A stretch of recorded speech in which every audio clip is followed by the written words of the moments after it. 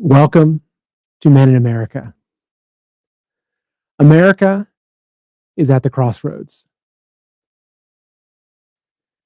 Every day, we're being herded closer and closer to socialism. And perhaps the murkiest issue is socialized healthcare. Meanwhile, with each passing day, the lines between personal choice and public health are becoming more and more blurred.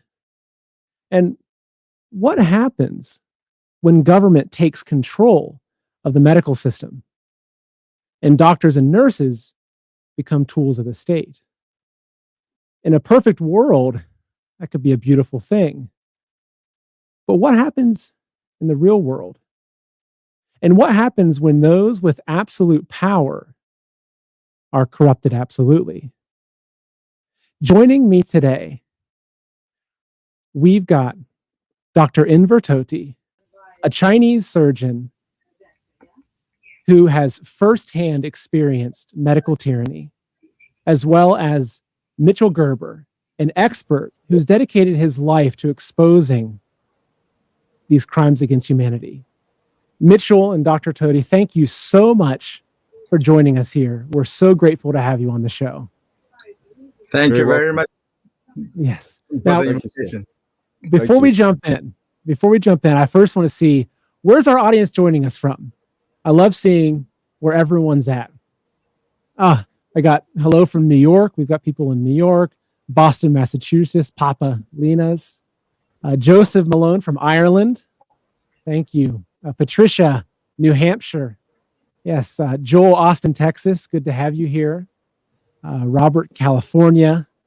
Great, thank you for coming. Florida, I'm very jealous of you in Florida. Audrey, Tennessee. Thank you. Thank you for joining us. And Mitchell, where are you joining us from today? Well, Vietnam, about 100 miles away from the Chinese border. Wow. And Dr. Tohti? London. Great. Yeah. All right, so let's go ahead and jump into the show. Dr. Tohti, why don't you tell us your story? All right. I got quite a few stories to tell, but I have heard your introduction about this program. I would, you said, what will happen? The government controls that NHS or medical system. I would like all audience to think about what will happen if government controls all guns, because America is heading towards that banning your pistols, your guns. That is a first step to achieve socialism. Then all Americans, you will be like us. How? Listen to us. I was born in Xinjiang, eastern part of Xinjiang. That is northwest China. And I was an oncology surgeon. And in 1995, one day, it was a Wednesday, my chief surgeon called me and said, can you go to the theater and ask for largest pack of tools, operation tools? Then ask for 2 nurses and 2 assistants and call for our van. Then wait for me at the hospital gate next day morning, 9:30. So I did. I was quite excited. As a young surgeon, I don't know what we are going to do, but I was quite excited because definitely we are going to do something unusual because we are going out of the hospital. The hospital I used to work, it was called the Central Hospital of Railway Bureau of Urumqi. So I got everything prepared, and the next morning, Wednesday morning, 9:30, at the hospital gate, our chief surgeon appeared in the car, and they told us, said, follow us. So we jumped into the van, and we started following them. And from the direction of traveling, I can say that we are traveling to the Western Mountain District. That is one of the Urumqi district. And we had a branch hospital there. I thought we were going there, but halfway to the journey, we turned left again. And I got lost. I said, where are we going? And our driver, he knows. He said, this is the way, the road going to the Western Mountain execution ground. I was scared. I said, what are we going to do there? And I even thought maybe they're going to shoot me. I don't know. Anyway, we were born into that society. Just like you were born straight into the washing machine, got your brain washed, and you see that system, whatever that system was, you think that is the best system. And we have been trained from this kindergarten that no questions asked. You have to do whatever you have been told to do. No matter if you are a nurse, if you are a surgeon, doesn't matter. Because in China, then there's only one employer, that is the state. Everybody, if you have a job, you are working for the state. There's no way you say, I'm going to fire my boss. No, you can't do that. If you do, the jail cell, prison cell will be waiting for you. So, since we have been formed like that, we don't ask questions. So, by the time we arrived in that execution ground, our two chief surgeons were waiting behind a hill. And then he said, you guys wait here, and when you hear gunshots, you come around.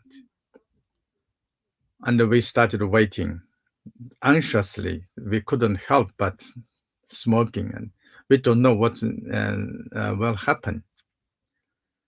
Then we don't know how long time passed. We start hearing the noise from other side.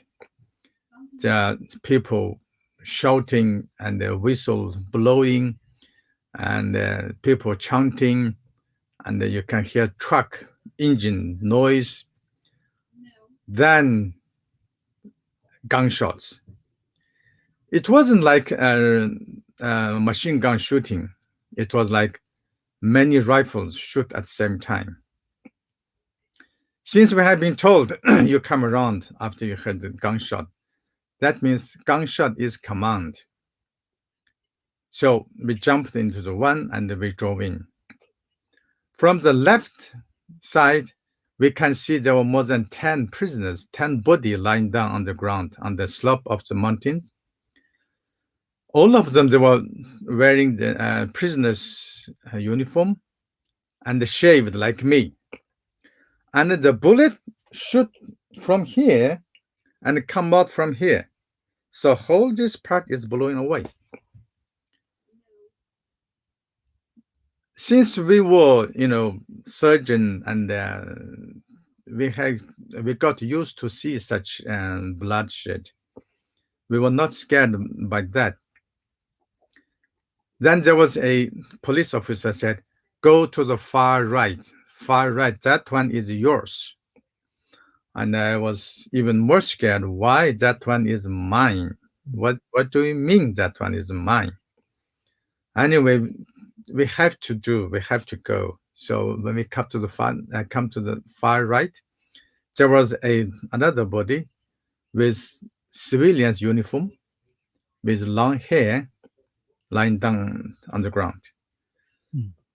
And our chief surgeon called me and briefed me and said, now, do as quick as you can, remove liver and the 2 kidneys. I understood what we are going to do.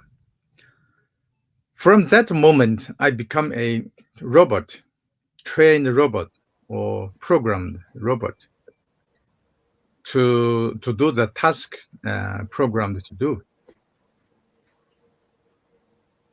Then it didn't take so long.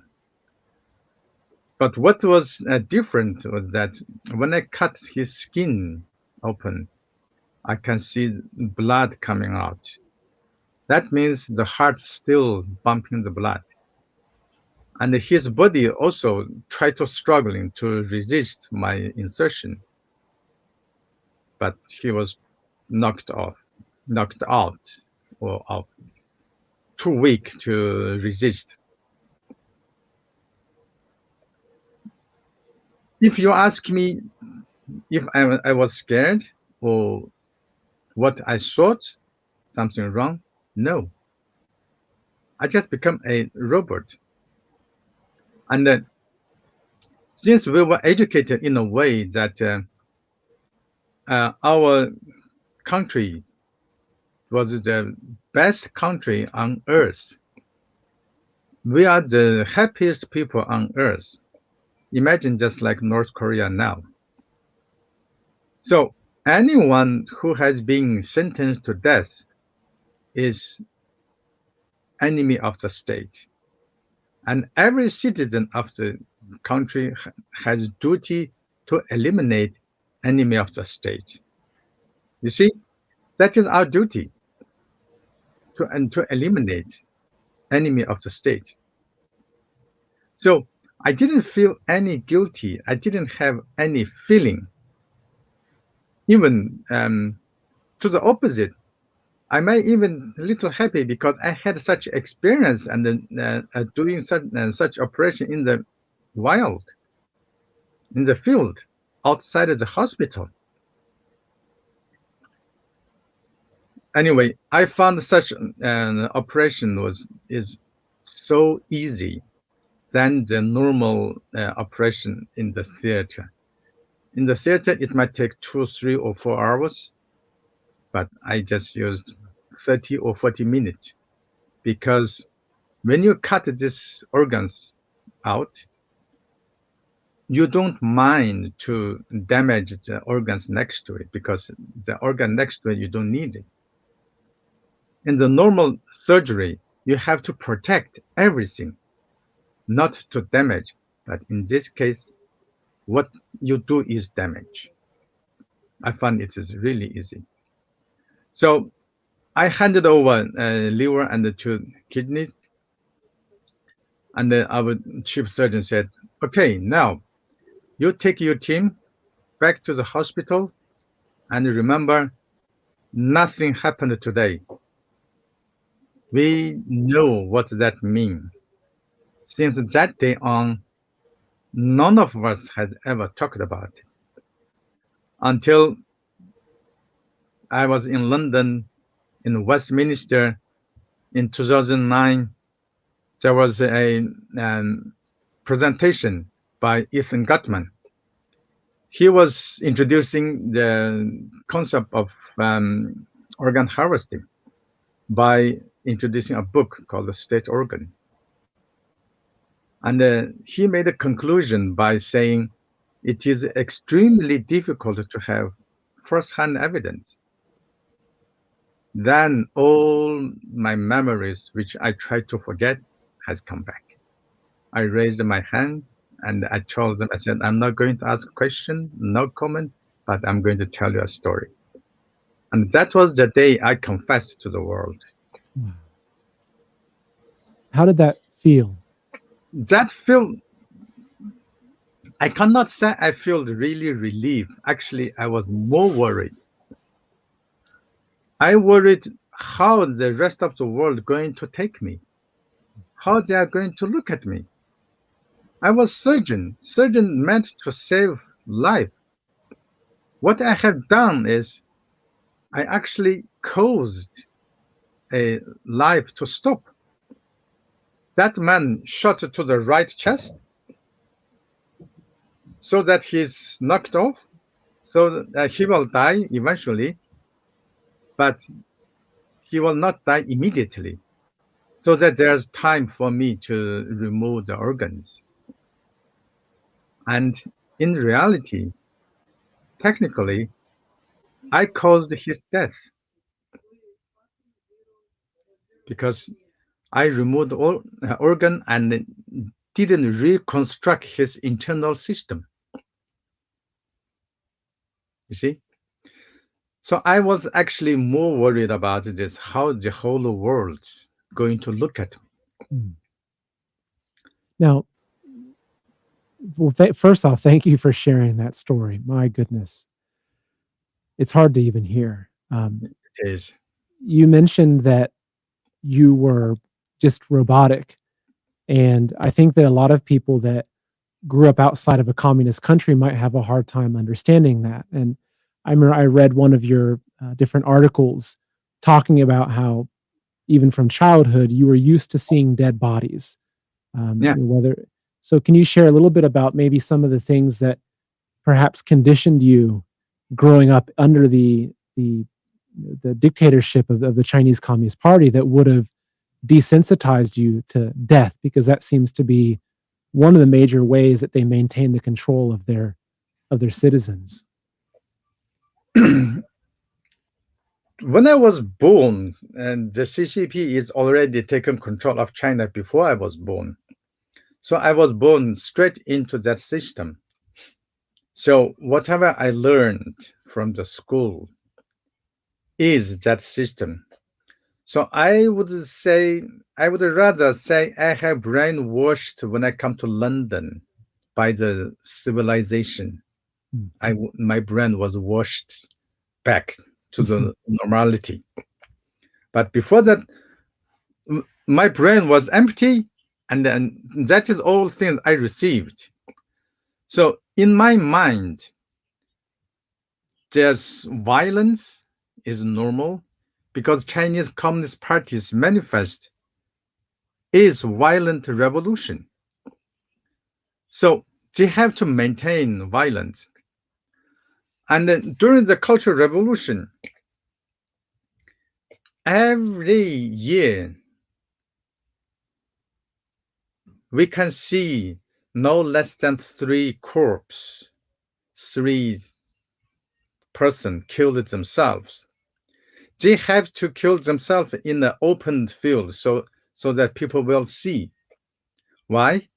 If the person killed himself in a closed place, nobody see that, their family will be still in trouble.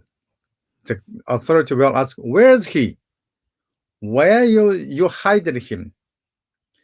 So they have been forced to kill themselves in the open public so that everybody knows this man is dead. Yeah, that is the system. And we have seen a lot. It becomes normal to us. Now, I have a question actually for you, Mitchell. I know that you've studied this extensively, and is this something that is a more isolated event? Is it just, criminals? I know that when China was pressed about organ harvesting, I remember seeing this in the news a couple of years back, they had mentioned that, it's just the prisoners that, are executed. So is it just the criminals themselves that they're executing anyway and they're making use of that? Or is this something more sinister? Well, again, just hearing Dr. Invertotti's testimony, and it's just a tip of the iceberg. I sat down with the Honorable Doctor, quite a hero in my eyes and in the world's eyes, for exposing this new form of evil, Seth, that the world hasn't come to realize yet. This is a state-sanctioned genocide, normalized in Chinese society, concocted by the Chinese Communist Party, the reign of terror that has wiped out 100 million people, decimated 5,000 years of Chinese culture, destroyed intentionally millions of innocent girls. And I want to share something from a letter that I received from the World Organization to Investigate the Persecution of Falun Gong and others who had been slaughtered under the Chinese Communist Party. And they shared something very poignant to what you were saying to me. Is this something that is just isolated, or is this large scale? This is large scale, ladies and gentlemen. This is something that is a new form of evil, and Enver can elaborate on that. But I just want to share, 60 years ago, when Felix Frankfurter, a US Supreme Court judge of the Jewish faith, heard that the Nazis were slaughtering Jewish people in the concentration camps, his first reaction was, I can't believe this is true. This is a Supreme Court, US Supreme Court judge. American society reacted to the Holocaust, believed the unbelievable. Back then, many Germans could not believe the massacre of Jews happened nearby. Weimar is a world-famous city in Germany. It was enriched by music of Bach, the novels of Goethe, the poems of Schiller, and the architecture of Bauhaus. It has also a notorious Nazi concentration camp, Buchenwald. There were over 50 to 60,000 Jews killed there from 1937 to 1945. When the US soldiers liberated the camp, they were completely astounded by the horrific scene they witnessed. Corpses that had not been cremated or buried were everywhere. More than 20,000 prisoners were barely alive. When the horrific truth was exposed in public, the Weimar citizens could not believe it at all. In their view, the Nazi officers who guarded the concentration camps were gentle and polite. They had refined outlooks, they appreciated art. Some were moved to tears by Beethoven's music. They could not believe these people were able to carry out such heinous atrocities.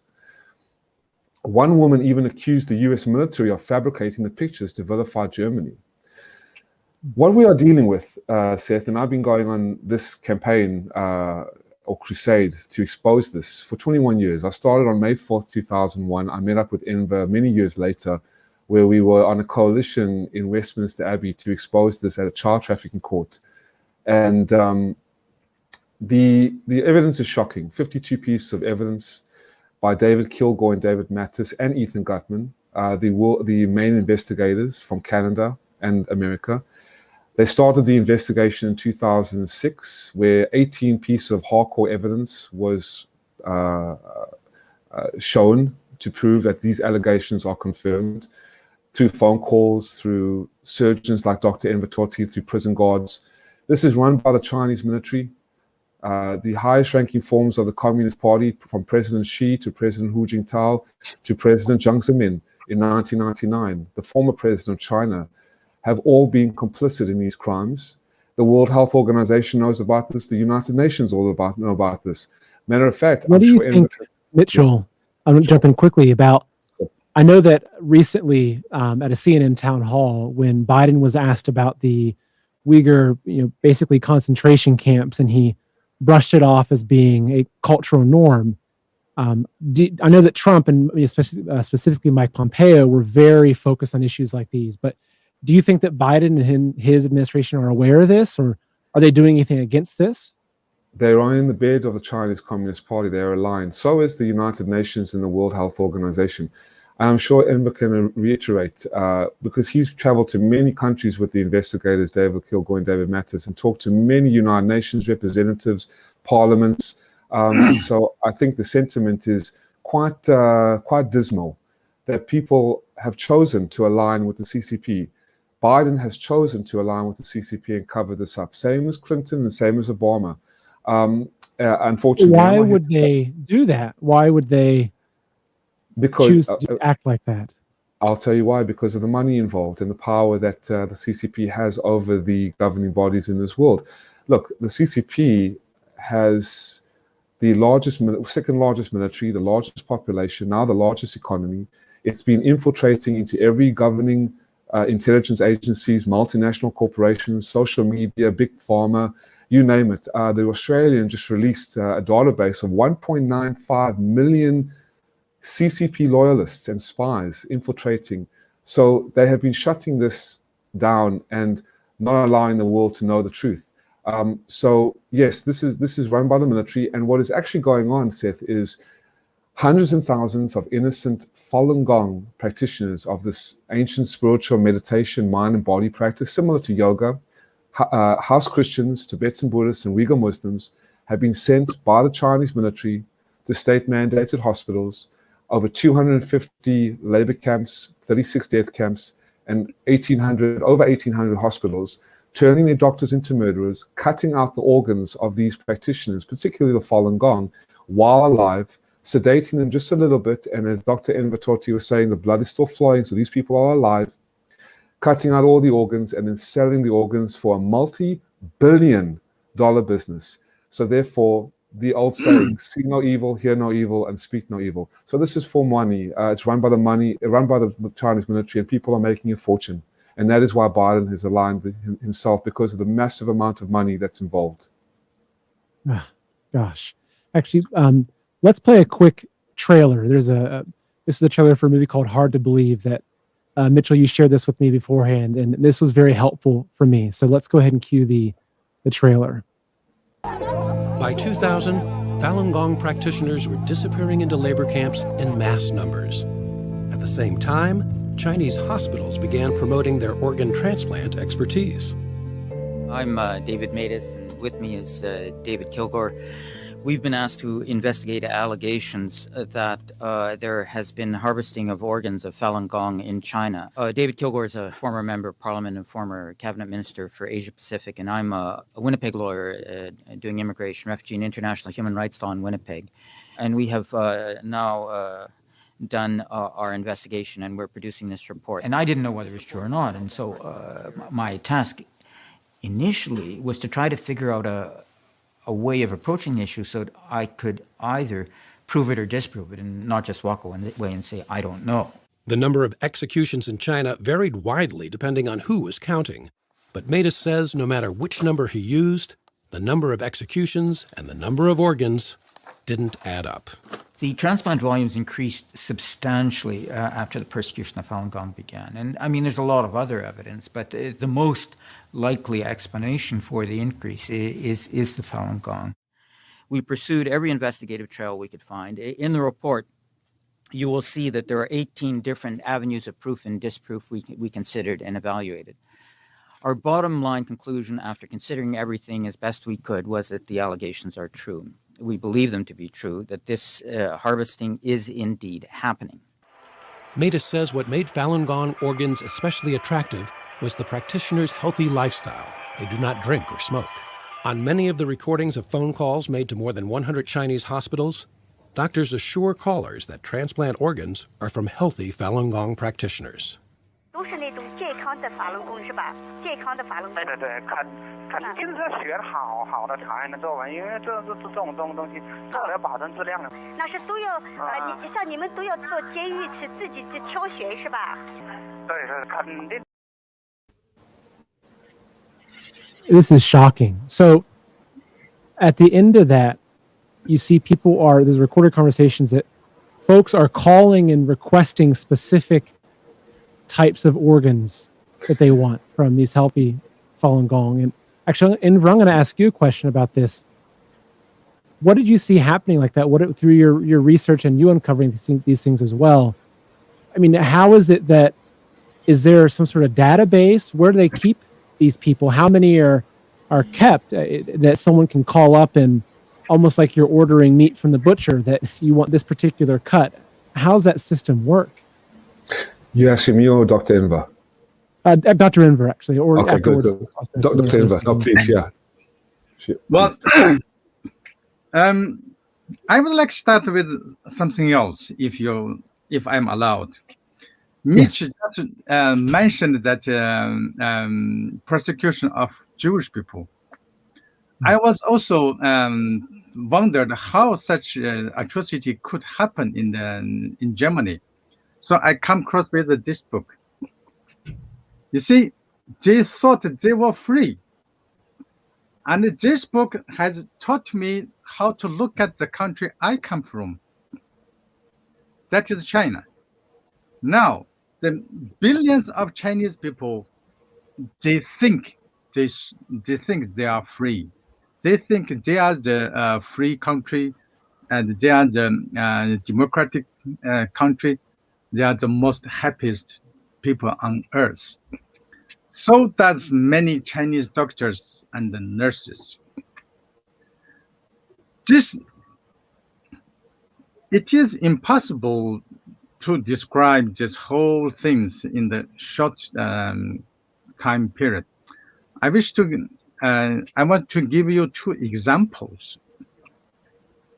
One of them is if you look into Chinese National Voluntarily Organ Donation Registration Agency, the website. I did this morning. The voluntarily registered donor number is slightly over 3 million. What does that say? Let me give you UK as example. UK is registered donor is 24 million. And the 24 million, it is 30%, more than 30% of its population. But 3 million is less than 0.2% of China's population. Despite on this, in China, you can have 2 pairs of lungs in 5 days. How can you do that? In UK, if you want to have a pair of lungs transplantation, you have to wait for 2 years or 3 years. But in China, only 5 days. And that is reported by the Beijing Youth newspaper in December 2019, just shortly after the pandemic. And they reported this case under the breakthrough of technology. They said they have found a new way of treating this COVID-19. How? Because if your lungs is damaged, they just simply give you a pair of new one. That case, they gave him a pair of new lungs, and this lung didn't work. In 5 days' time, they got him another pair of new lungs. Can you imagine? Just think, you come to a restaurant, and the chef asking you if you want to eat a fish, and the chef asking which fish you want to eat, and they will pick that one, and you will show them that one, and they will pick that one and prepare that for you.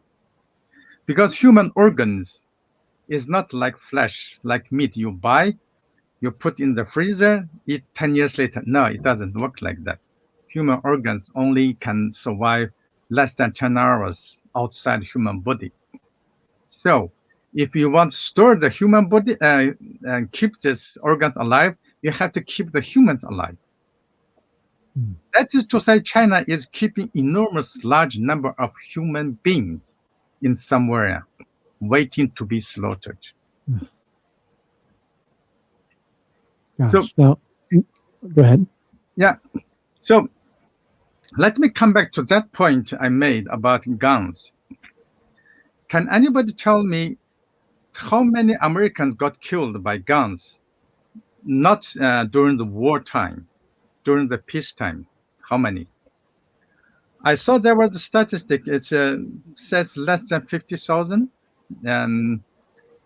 over 200 years period. Wow. Okay, 50,000. But do you know U.S. Soviet. Soviet is only government controls guns. Citizens they are not allowed to have guns. How many citizens got killed? Not during the wartime. It's 30 million. And China, how many citizens died, killed by the government? Excludes this deaths in the wartime, is 50 million. Are you ready to give up your right to survive? To become the lamb in the stable so that they will slaughter you at any time they want? So wake up, America. Don't give up. I agree. I'm a strong proponent of the Second Amendment.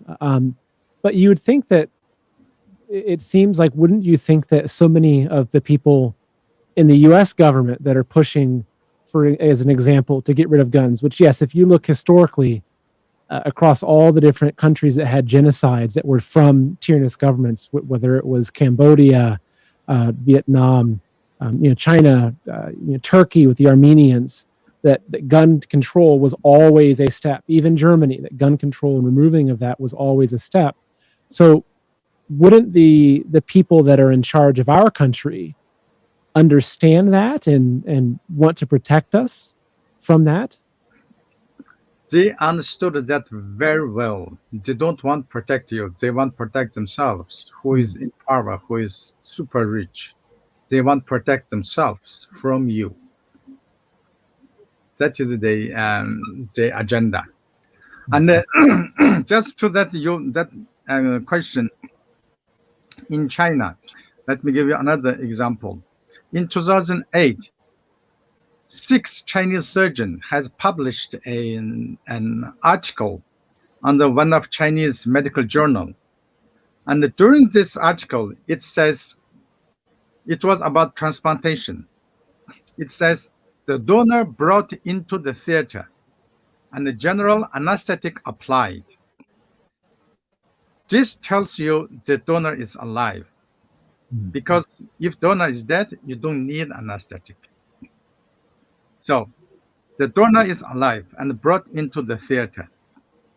Then, if this is a kidney transplantation, then I have no objection, because I can sell one of my kidney and take my money and go home. But in that case, it was combined heart and lung transplantation. Can you imagine? If you don't think carefully, you don't pick up the problem here. The problem is one human being, they only have one set of heart and lungs. And that donor was alive.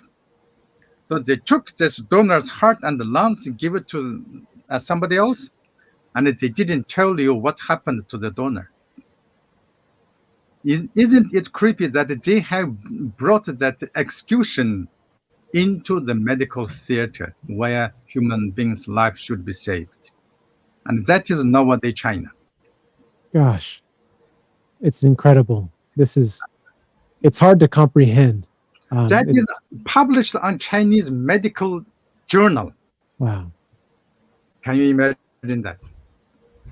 So, Mitchell, I have a question for you. Do the people that are getting these transplants, are they all Chinese? Are Americans traveling to China? Because I know that in America, the wait for certain organs could be 3, 4, or 5 years. Are there people around the world that are maybe thinking, gosh, China has a lot of prisoners they're executing, and I can go there and get a lung in a week? Are people traveling to China and unknowingly contributing to this? Oh, absolutely. I think Dr. Enver can shed some more light on this. But what I would like to say, backing where these organs are being sold to, we know where these organs are coming from. The Falun Gong practitioners, particularly the Uyghur Muslims, House Christians, and Tibetans, the main groups. Yet, where are they being sold to? Now, Dr. Enver talked about the coronavirus, how they are selling the organs back to the Chinese people. And at transplantabuse.org, that I think was up on the screen about 5-10 minutes ago, there are all the books. Now, Ethan Gutman has wrote a book about the slaughter, 10-year investigation report about the Falun Gong. He's writing another book or two on the Uyghur Muslims, as Dr. Enver was talking to us back earlier. He's in Turkey now, Ethan. David Kilgore Mattis, as you just saw on the clip from Hard to Believe, a documentary, has written Bloody Harvest, and their investigative reports are on transplantabuse.org. So I wanted to just follow up on what the doctor was talking about. How, first of all, the Chinese people, there's only 3 million registered, but yet why is there only such a small amount? Is because the traditional value of ancient China took very serious to keep and remain the body intact from life to death. The violation that the CCP has done has violated ancient law. It's like violating the constitutional laws of the land. You cannot do that. It's against the Constitution. It's against the Constitutional Republic. It's against to take away the guns, as we were talking about, to render the people helpless, to slaughter them, as doctor was sharing. But there's a very interesting source of where these organs are coming from, as I was saying, and where they've been sold to. And the reason why they've been sold back to the Chinese people is because China has 130 million hepatitis B carriers. And in addition to over half of the world's new liver cancer patients, about 350,000 cases per year, for the 8 million end-stage liver patients, what do you think the most effective treatment is? Transplantation. So not only is the Chinese Communist Party doing business with the medical associations and rich foreign nationalists who come to China on a specified date, reducing waiting times from 4 to 8 years to 4 weeks to almost nowadays, and they want to get it down to hours because they've made a multi-billion-dollar business out of this, but they're selling it back to their own citizens unbeknownst to the actual population. And I remember I did a very, very intense and mind-blowing interview with Dr. Enver and Professor Sadiq on genocidal studies, and he focuses more on the Uyghur Muslims.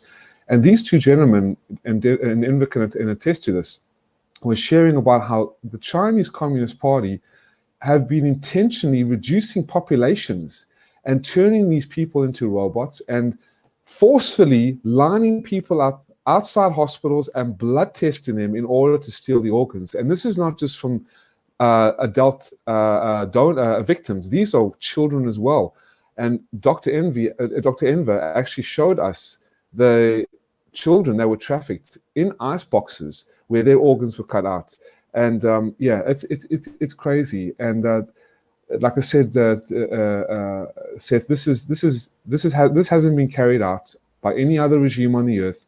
There is a saying that many regimes, many empires, many queens and kings or dictators killed in order to conquer. The Chinese Communist Party conquered in order to kill. And this is what's going on now, just for money, for power, for control. And I think Emma could elaborate more on where these organs are sold to and who are buying them. Yeah, please. Thank you, Enver. Right. I think we are facing enormous difficulties in finding out who the recipients are. But we can make a clever guess. There are the people with power and the people with money. Regardless who are they. Doesn't matter you are American, you are Japanese, you are British, you are Arab. Doesn't matter. You pay money, the CCP will deliver organs for you. There was a rumor that it was rumor, but now I can tell you, a friend of mine who told me this secret information, and I couldn't reveal this, but now I can because he is dead. He passed away. He is dead in a very suspicious circumstances. He showed me a document that he didn't give it to me. He said, just Arab people or Muslim countries, they pay the money to a broker, then they will receive a letter from their own embassy from Beijing. Then they will take this letter, come to Urumqi to have organ transplantation. Why? Because that is halal organs. Yes. Wow. That is offered by Xinjiang because halal organ only means Muslims. Because if you are not Muslim, your organ is not halal. Unfortunately, such things do exist. So you have wealthy Muslims from around the world then that are traveling to the Xinjiang region to get specifically Muslim organs. Is that correct? And halal? Yes. My goodness. Yes. Wow. And there was a picture taken in one of the airport in Kashgar. And on that picture, it says expressway for the organ transplantation. It is on the floor. That sign is on the floor. So if you are carrying organs, you can pass through here and then pass the control as quick as possible. Anyone saw such sign, you will understood where this airport located is exporting human organs. So think about it. Does this Kashgar, they have high technology that they can produce human organs in the factory? No. Only human organ only can be produced from another human being. So think again how large that traffic has to be for them to create the special pathway for you to pass quickly. And there are three pictures. One is in Kashgar, one is in Urumqi, another one is called in Qinghai province, in Xining city. And those three airports located in the sparsely populated area of China. How that be possible? If we see such sign in Henan province, maybe we say, okay, we understand because Henan is the most crowded province of China. But no, we saw this two in Xinjiang, one in Qinghai. The whole population of Xinjiang only 25 million. How can they produce such vast number of human organs? I couldn't get my head around how. Only by looking at some other sources, we just make a clever guess. For example, starting in the middle of 2016, we have seen that the Chinese government carried out health check for the Uyghur people in Xinjiang. We asked the question, why don't you do this for Han Chinese people in Xinjiang or other minorities? Why only Uyghur? They don't. Of course, we can't get answer. They said it is under this health care system. We do free health care for you. But what we suspect is they are making organ database. And in 2017, they changed this into collecting human DNA.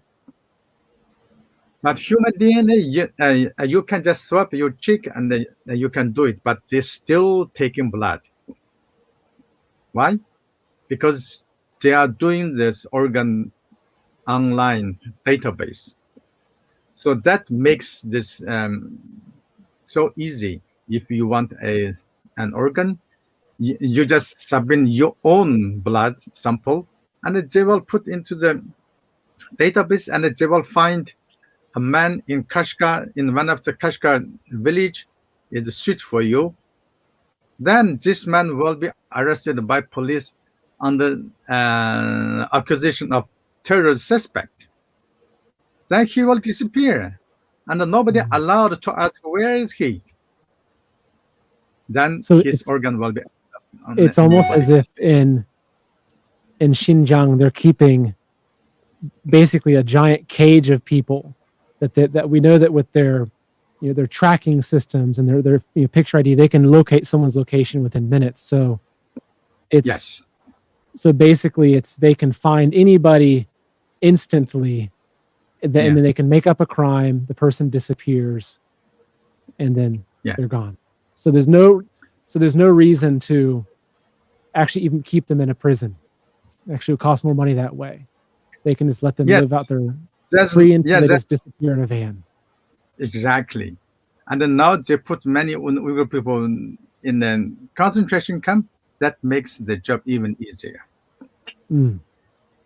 For example, this reminds me, makes me think of a lot of the different discussions about the vaccine passports and the digital ID and tracking of those things. And I think the more I understand about what's happening in China with this, the more I get concerned over any kind of digital monitoring of health or tracking of citizens like that. I mean, do you see any of these things that could be potentially threatening, the people in America or coming here?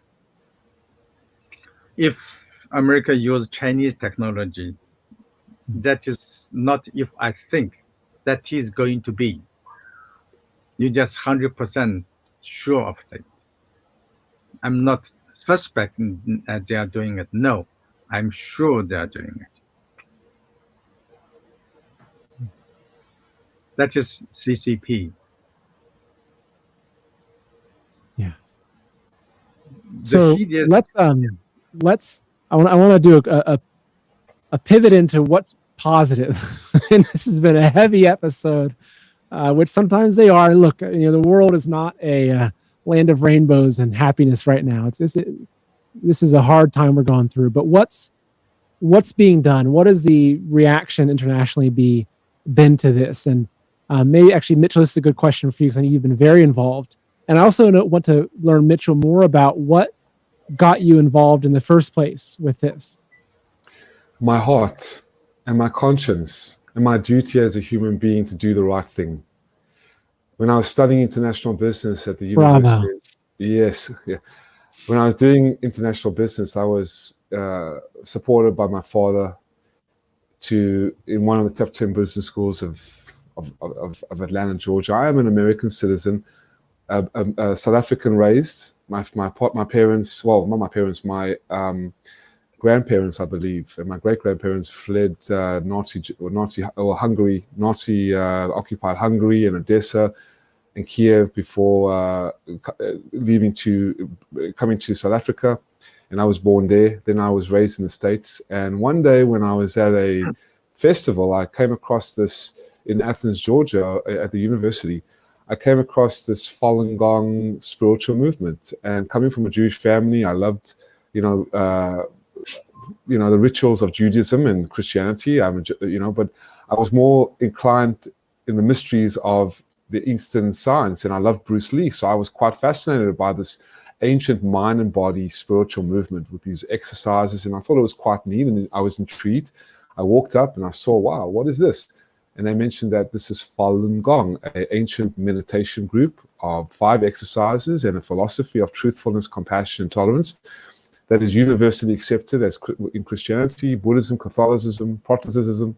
So I was like, that's pretty neat. But then on the other side, I saw Stop the Brutal Persecution of Falun Gong. And I got to learn more about it, and I was so ignited by my heart to do something. So I started this campaign at 21 years old to do everything I could to expose this. And at that time, we didn't know that this organ harvesting was going on. Those are the exercises, as your viewers is watching. Those are just the exercises that bring the body of a person to incredible health. And this is why the CCP targeted this particular group that became the largest spiritual movement in China. By 1998, between 70 and 100 million people were practicing, estimates of the Chinese government themselves. And they knew how powerful and popular the exercises were, where illnesses, ailments, and injuries were just vanishing quite miraculously. It became the life force of China. And the largest amount of people, the stark contrast of ideology, just like Christianity or the Uyghur Muslim culture, where they are good people, they believe in themselves, they believe in their families. So do the Chinese people, but the CCP destroys families, dismantles the traditional values, robs people of their dignity, and kills without regard. So it completely in stark contrast to the righteous, upright religions or moral compasses that they embody.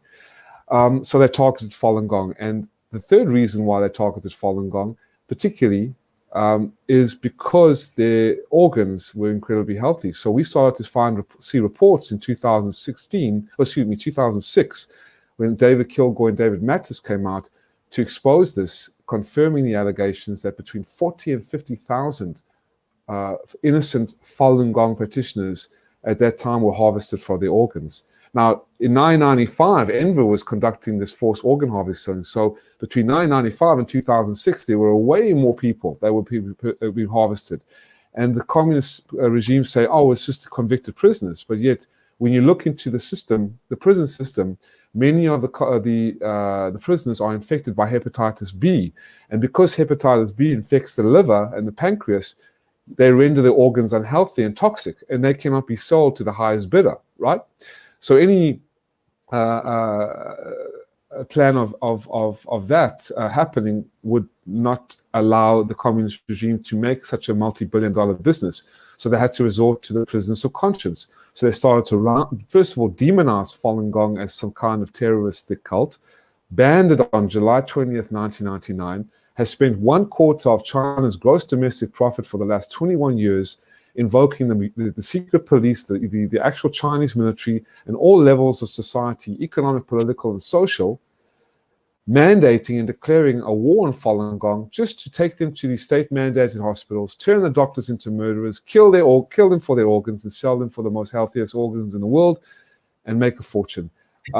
So I hope that answers your question. Yes. in as little as I could say, Yeah. It's cut a long story short. I mean, I know that a lot of the religions have gone through persecutions over the different years, and I think that what I'm seeing and feeling in America is that the sites are starting to target Christians, right? And I think that that's also something understanding communism is that communism knows that God is what strengthens people against it, and so it tries to seep into the society and undermine, Christianity or really any belief that gives strength against it. So, what do you think this means for Christians in America? This happening there, and what it means for us here. You know what? I think a lot of your audience, I have an intuitive feeling, are Christians, and yes, they have been persecuted and targeted, and same as truth seekers, and those of the Second Amendment, and this CCP radical Marxism has infiltrated into the West. And what I would say for Christians, and I actually pulled up one of my best verses. I'm not a Christian, but I definitely come from a Judeo-Christian family, and I've studied the Bible, and I'm intrigued by the Christian philosophy and Christian religion, which is upright and noble, and embodies the principles of truthfulness, compassion, and tolerance. And that's why Falun Gong, that's why I believe in my life, when I've been dealing with a lot of ministries, and they are very empathetic to Falun Gong and understand the suffering, because they know what it means to suffer. But I have an Ephesians quote which reads, "Put on the full armor of God, so that you can take your stand against the devil's schemes. For our struggle is not against flesh and blood, but against the rulers, against the authorities, against the powers of this dark world, and against the spiritual forces of evil in the heavenly realms. Therefore, put on the full armor of God, so that when the day of evil comes, you may be able to stand your ground, and after you have done everything to stand firm, then with the belt of truth buckled around your waist, with the breastplate of righteousness in place, and with your feet fitted with the readiness that comes from the gospel of peace. In addition to all this, take up the shield of faith, with which you can extinguish all the flaming arrows of the evil one. Take the helmet of salvation and the sword of the Spirit, which is the word of God." So what I would say is to truly... Amen. My goodness. Yes, that's what I feel. So thank you for sharing that. Sure, with pleasure, Seth. And it's truly so. I encompass that, because to fail to support the good, in any regard, in anywhere we live, and under in any race, religion, creed, or gender, to fail to support the good and to fail to expose evil is unacceptable. So that's what I say to your Christian audience and your audience. And why it is important, if I just may add one more thing, why it is important for everybody, whether you are in America, whether you are in Japan or Asia or Italy, and are 100 miles away from this madness and this evil. Why is it important? Because imagine it was your families, your friends, and your colleagues being sent in mobile execution vans, your businesses being closed, your children being taken custody of, you being banned completely by an evil social credit score. What would you do? Wow. Thank you for sharing that. My goodness. Enver, do you have a message for us here in America? Well, I have to admit that life will be difficult if one of your organ is failed. And we understood that it is your right and to extend your life. And if you have mean to do so, yes, we cannot against that. And the organ transplantation, it is very good technology. But the only question is, this technology fell into whose hand? I love to see such a technology in United States, not in CCP-controlled China, because there are many people raised the question, did this donor who gave me his organ sign this voluntarily donation paper? Was he willing to do so? Then CCP will produce whatever needed document, needed signature, and they are capable of. So only things I can say is we are, how to say, follower of Jesus or disciple of Jesus, or we are slave of the God. I don't know how to say this perfectly, but we are going to face judgment when we pass to another world. Then, for example, at least I can say, this is at least I could do. But please, when you pass to the another world, don't tell the God that you have caused another life's death to extend your own life.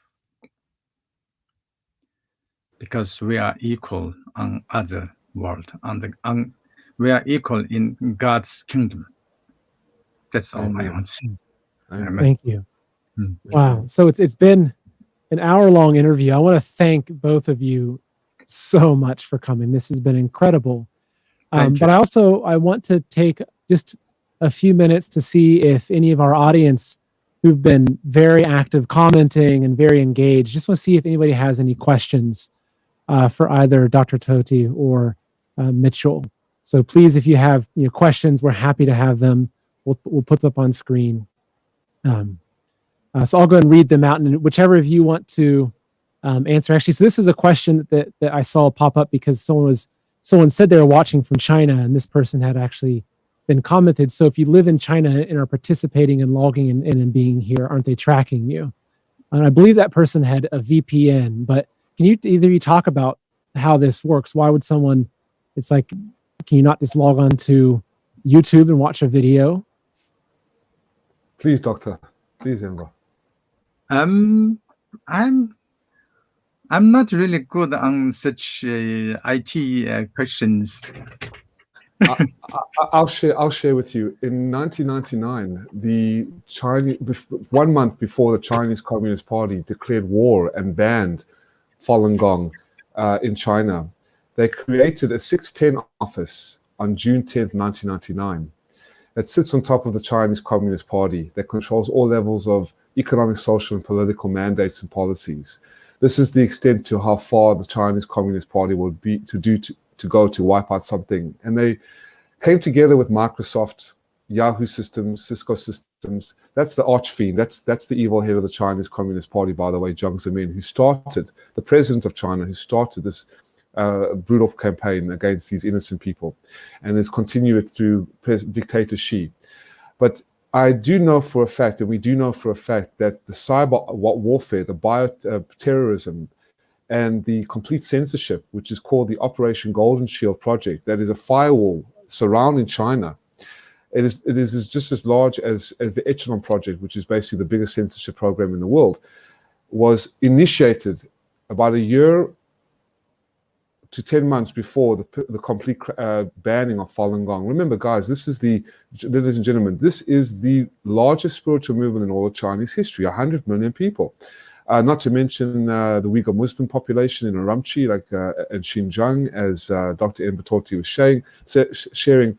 So this is an evil that has to be exposed. And what I would say is that if you are in China, as I am in communist Vietnam, I'm 100 miles away from the Chinese border. And this is all party state. This is controlled. You are not free here. And I could be in a lot of trouble doing what I'm doing. But do not give up the fight. Stay strong, stay peaceful, but be vigilant in your efforts to clarify and expose truth, no matter where you are, no matter what you do. And that is what I feel, whether you're in China or not. The Chinese practitioners of Falun Gong, of Christianity, of Uyghur Muslims are quite profound in their courage, in their tenacity to expose evil, and I applaud them with all my heart. And I work with many of them that come as refugees into Vietnam, as well as the Vietnamese. So I'm grateful to them. We had to shut down our office because of the VCP, but I don't want to go further with this because I don't want to be in more trouble, or, you know, I'm in a communist country. So with that, Seth, if I may, well, if you have any other questions, but I would love to, before we leave, give us some of the websites and mention the Hard to Believe documentary that your viewers can actually watch and get more insight into what's going on. After more questions, I guess. Sure. Yeah, and we can put those in the description under the video. Great. One question just from Elizabeth Rose, who asked, how can we pray for you both specifically now? Go ahead, Inva.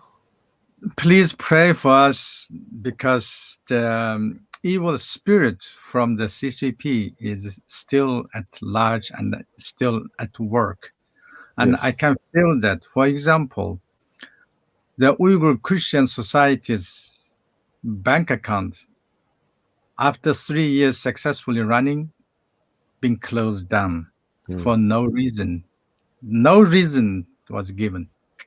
And I couldn't open from another bank. They just they take my application and no response. Please pray for the elimination of CCP's evil spirit. Thank you. Amen. Amen.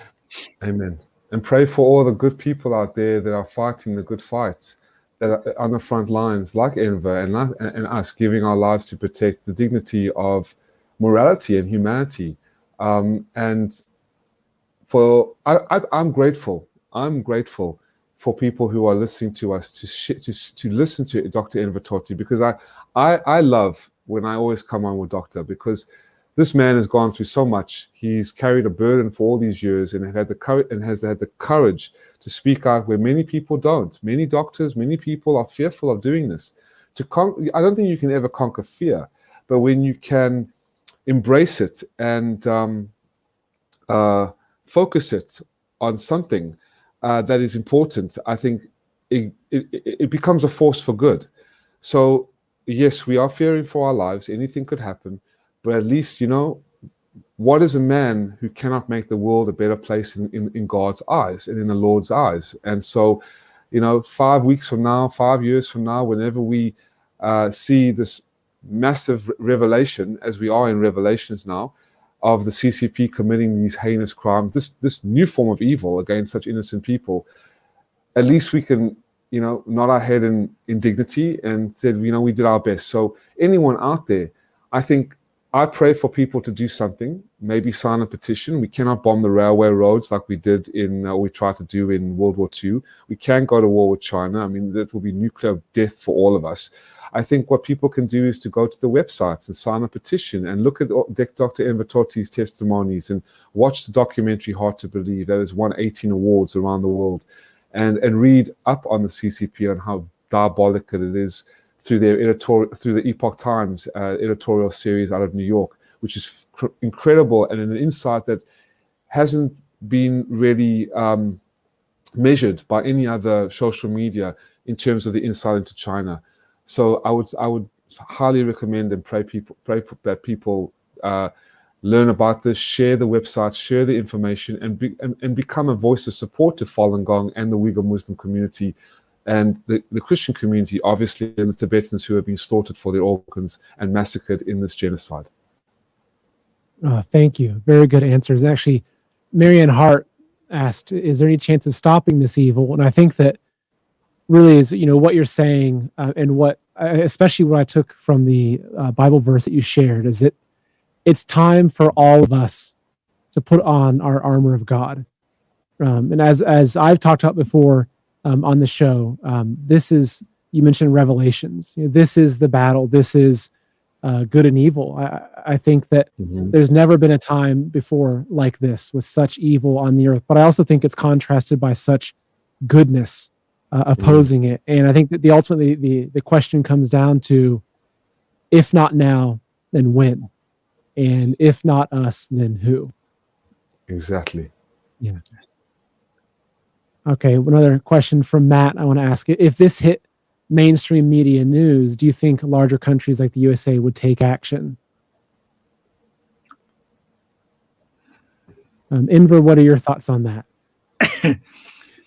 I think this has already been mainstream media. And the New York Times reported in this 2015. And let me answer this question in a different way. For example, if we ask one MP, say, would you please do something on this issue? Then what happens is that this MP just needs an organ. And his country told him that you need to wait for 3 years. And then the Chinese has got the information, and the Chinese come say they offer him the organs in 2 weeks' time. Do you think this MP will take action to stop it? Or what will happen? Because I respect every single person's desire to live longer. So this is kind of dilemma, and this is kind of question we really have no answer to. Yeah, I think it's a Exactly. moral. I think it's where the conscience Yes. becomes the only thing that we can use to make these kinds of decisions. Is what our own conscience. If I may, Seth, I just wanted to share with you as well. There was a leaked database of 2 million, as I said before, Chinese Communist Party members revealed that the thousands of Chinese Communist members have been infiltrating the US, the UK, Australian government agencies, companies, news medias, news reports. And so it's very hard to get the truth out. And these people, unfortunately, you know what I want to pray for, truly? I want to pray for those who are complicit, aligned with the CCP, because I worry about their souls. I worry what, as Enver was saying, in the other world when they pass, what are they going to say to God? You cannot say that, you cannot make the excuse that you were told and given the order and you had to do it. Your soul is in your keeping. Your soul and your decisions, and you're responsible for your life and others, are in your hands. And when you look upon God and say, God, and God asks, the Creator asks, well, what did you do? Were you there? Were you there on the front lines, regardless of your life being in danger, your assets being taken away, your family being jeopardized? Did you do something to stand up against this evil? And you did not? Well, that is the burden. I mean, that's a decision that people have to make. All I know is that the soul is in one's keeping. So the infiltration into these media companies, as one of your viewers had asked, or Matt asked, yeah, of course. I mean, the US would have done, people would have never allowed this, but because of the concealment, the deception, the outright just suppression of these human rights atrocities, it's shocking. Even the United Nations. I remember a organization called the Doctors Against Forced Organ Harvesting, DAFOH, when I was working in one of the offices here, which I won't mention in Vietnam just for my safety and others. We heard that, and I wrote the report on it. I was sitting in the office and I had to write a report about why the Doctors Against Forced Organ Harvesting, this ban of doctors against the organ harvesting in China, rescinded the largest, or one of the largest petitions to the United Nations urging the UN to do something, and the UN just ignored it. Then the reports were coming out about how the UN, at least 4 specialized units, have been controlled by the CCP, and even had the bid, almost won the bid, the CCP won the bid to the intellectual property, as well as the World Health Organization colluding with the CCP, which is now the Communist Health Organization. And as you asked earlier, with Biden, they're all in it together. They've made a fortune off this, especially with the institutionalized slavery system funded and established the consumer market that has been going on for 30 years since Bill Clinton sold the NAFTA agreements down to communist China and sacrificed all the manufacturing that was created by the baby boomers and the GIs and the veterans of World War II that made America for what it was. So it just ties into everything. So with your help, with your viewers' help, with more people, if you're in the industry that have Seth, I pray that we can find more people that can get us onto the mainstream, like Tucker Carlson, like Sean Hannity, like Laura Ingraham, and even on the left, which is hard as well. But left, right, it doesn't matter, because this is a human issue. And as human beings, we need to take responsibility and expose this. So that's all I wanted to say on that. Great. Well, one final question, I think I do want to wrap up. This has been an incredible interview, but where can people find you both? And what websites would you recommend if somebody today wants to go somewhere and learn more or share a website? Where can they go? What can they do to help? Well, there is a website called ETAC, and ends organ transplant abuse in China. And you can find my name there and the advisory committee. Okay. So what is it? Is it EAC? EAC. EAC. ETAC. EAC. Okay. Yeah. And the transplantation abuse in China. Oh, Yes. okay, great. Okay. Yeah. I have closed down my Facebook because I lost control of it. Yeah, so I don't have Facebook, but you can put my email address just down there, and anyone, if they have further more questions, they can email me. Great. And Mitchell, what about yourself? Well, if anyone out there, as I said, Seth, if there's any hosts that would love to share, if you're in the industry and you have other people that you could put us onto, please contact me and Enver. We would be more than willing to come on. I would suggest endtransplantabuse.org, the website that you just put on and displayed. Also, faluninfo.net to just learn what Falun Gong is and maybe just sign a petition to support it. It's as the saying goes, the pen is more mightier than the sword. And I would also suggest people watch Hard to Believe, which showcases Enver's courage to expose this evil. That's faluninfo.net. Yes, folks, you can go. That's an incredible journey, an insightful journey into what it is, what Falun Gong is, why 100 million people have been targeted, and why they're killed for their organs. A great breakdown. Simple and yet profoundly important as human beings. In the documentary, you say it's called Hard to Believe. Hard to Believe, and that is a free documentary on YouTube. And okay, good. I think that's the great thing we can. And one more thing for avid Chinese readers who really love reading about the Epoch Times out of New York City published an editorial series called "The Communist Spectre is Ruling Our World" by the Epoch Times. It's a free publication. You can watch it, read it, or listen to it. I highly recommend that too. Great. Well, thank you both, not only for being here, but thank you for what you're doing. Enver, thank you for what you've done. I think you're an example to all doctors. I imagine that you could have had a great career in China, rising up through the ranks of these things, but obviously you've really sacrificed so many things, and just thank you for what you've done to help humanity. And Mitchell, thank you so much for what you're doing. I just feel so blessed to have you on the show. I think the audience has loved this interview. To all those that watched and learned and want to do something, one of the biggest things you can do is just share this video. This is a great introduction to you hearing it directly from these gentlemen, exactly what they've experienced. So that's a big way to help.